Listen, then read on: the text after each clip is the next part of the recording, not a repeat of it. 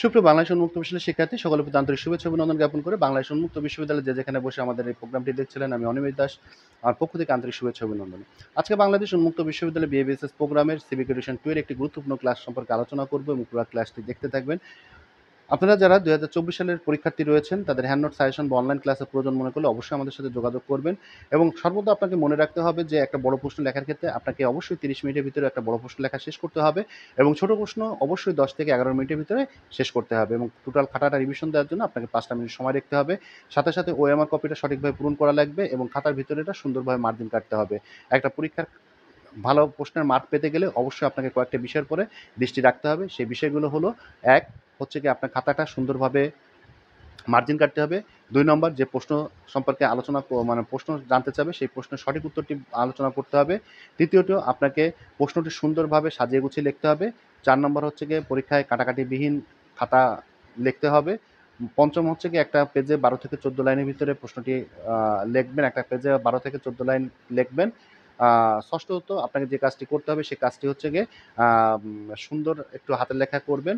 অষ্টমত যে কাজটি করতে হবে একটু ফাঁকা ফাঁকা করে লাইনগুলো লিখবেন। নবমত যে কাজটি করতে হবে আপনাকে খাতাটা সুন্দরভাবে পরিপাটি করে লিখতে হবে এবং সর্বশেষ যে কাজটা এসে থাকে খাতাটা জানি দৃষ্টিনন্দন হয়। তাহলে কিন্তু পরীক্ষায় কিন্তু আপনি একটা প্রশ্ন 20-এর ভিতরে কিন্তু 20 বা 19 কিন্তু পেয়ে যাবেন। অর্থাৎ একটা শিক্ষক যখন খাতা দেখে অনেকগুলো বিষয়ের উপর গুরুত্ব দিয়ে কিন্তু তিনি খাতা দেখে। অর্থাৎ এখানে আপনাকে সুন্দর, স্বচ্ছ, পরিষ্কার পরিচ্ছন্নভাবে খাতাটি উপস্থাপন করতে হবে। সুপ্রিয় শিক্ষার্থী, আজকে সিভিক এডুকেশন 1 এর আমরা যে গুরুত্বপূর্ণ প্রশ্নটি আলোচনা করতে যাচ্ছি, এই প্রশ্নটা হচ্ছে কৃষক সমাজের মুক্তি এবং উন্নয়নে একে ফজলুল হক কর্তৃক গৃহীত কর্মসূচিগুলো বর্ণনা করুন। অথবা কৃষক প্রজার মুক্তির দূত ফজলুল হকের অবদান ব্যাখ্যা করুন। অথবা কৃষক প্রজার মুক্তির দূত হিসেবে ফজলুল হকের অবদান বর্ণনা করুন। অথবা কৃষক কুলের মুক্তির দিশারি ফজলুল হকের উক্তিটি ব্যাখ্যা করুন। সুপ্রিয় শিক্ষার্থী, আমরা প্রশ্নটি আলোচনা করতে যাচ্ছি। আশা রাখি যে ক্লাসটি সুন্দরভাবে আপনারা দেখবেন এবং সাথে সাথে পরীক্ষার প্রিপারেশন নেবেন। শেরেবাংলা একে ফজলুল হক মনের দিক থেকে ছিলেন অত্যন্ত উদার প্রকৃতির। গ্রাম বাংলার সাধারণ কৃষক তিনি ভালোবাসতেন অন্তর দিয়ে। তার রাজনীতিক মূল লক্ষ্য ছিল কৃষক প্রজার শ্রেণীর মঙ্গল সাধন। এজন্যই ফজলুল হককে কৃষক মুক্তির দিশারিও বলা হয়। কৃষক প্রজার মুক্তির দূত। কৃষক প্রজার মুক্তির দূত হিসেবে তার অবদান নিম্নে বর্ণনা করা হলো। 1. কৃষকদের সংগঠিতকরণ। ব্রিটিশ সাম্রাজ্যবাদী ও ঔপনিবেশিক শাসক গোষ্ঠী প্রায় 200 বছর বাংলা সাধারণ কৃষকদের উপর অত্যাচার, শোষণ, নির্যাতনের স্টিম রোলার চড়ায়। অর্থাৎ ব্রিটিশরা কিন্তু 200 বছর বাঙালিদের পরে শাসন, শোষণ এবং নিপীড়নভাবে অত্যন্ত নিষ্ঠুরভাবে তাদের অত্যাচার করেছিল। শোষিত, বঞ্চিত ও নিপীড়িত কৃষক জনতা এই অবস্থা থেকে মুক্তির জন্য তিতুমীর, হাজী শরিয়তুল্লাহ, দুদু মিয়া প্রমুখ দেশবাসীর নেতৃবৃন্দের সাহায্য সহযোগিতা বহুবার আন্দোলনের আশ্রয় নিয়েছে, কিন্তু তাতে সাফল্য অর্জন করতে পারেনি। একমাত্র ফজলুল হক 1911 সালে সক্রিয়ভাবে রাজনীতিতে অংশগ্রহণ করলে নিজেই কৃষক, শ্রমিক এবং সাধারণ জনগণের প্রতিনিধি হিসেবে ঘোষণা করেন এবং তাদের সংগঠিত করে দুর্দশাগ্রস্ত কৃষকদের মুক্তির জন্য উদ্যোগ গ্রহণ করেন। 2. নিখিল বঙ্গ প্রজা সমিতির জন্মলাভ। ফজলুল হক অবিভক্ত বাংলায় হতাশাগ্রস্ত কৃষকদের একত্রিত করেন এবং তিনি তাদের দুর্দিনের প্রকৃত বন্ধু ছিলেন। তিনি জমিদার মহাজন শ্রেণীর বিরুদ্ধে প্রথম সংগ্রাম সূচনা করেন। এই জন্য তিনি বিভিন্ন স্থানে কৃষক প্রজা সাধারণের সম্মেলনে অংশগ্রহণ করেন, অর্থাৎ কৃষকদের একত্রিত করার চেষ্টা করেন।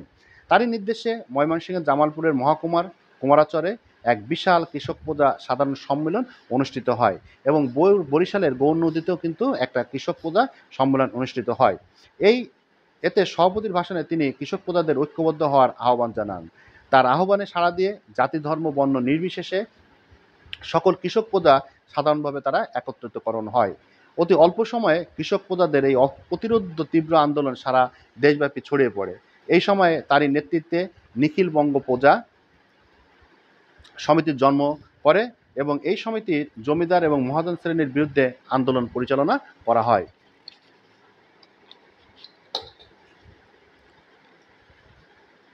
বাংলার মন্ত্রিসভা গঠন এবং কৃষকদের কল্যাণ আইন পাস। 1937 সালের সাধারণ নির্বাচনে অংশগ্রহণ করে ফজলুল হক ব্যবস্থাপক সভার সদস্য নির্বাচিত হন। অর্থাৎ তিনি কত সালে সদস্য পদ নির্বাচিত হন? 1937 সালে। তার নেতৃত্বে বাংলার মন্ত্রিসভা গঠিত হয় এবং মন্ত্রিসভা গঠনের পর কৃষকদের কল্যাণে তিনি কয়েকটি আইন পাশ করেন।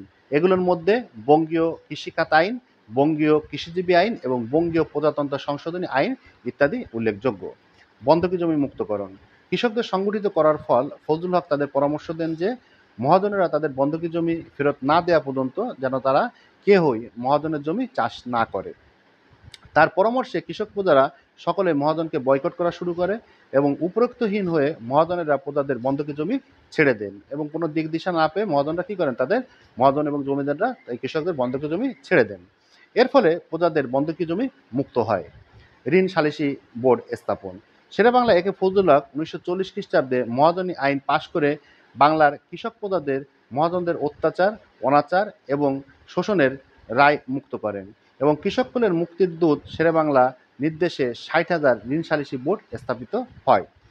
পরিশেষে বলা যায় যে কৃষক প্রজার স্বার্থ রক্ষার্থে শেরেবাংলায় একে ফজলুল হক উল্লেখিত যে অবদান সমূহ রেখেছেন তা সত্যি অবিস্মরণীয়, অর্থাৎ এই অবিস্মরণীয় ঘটনা কখনো ভুলবার নয়।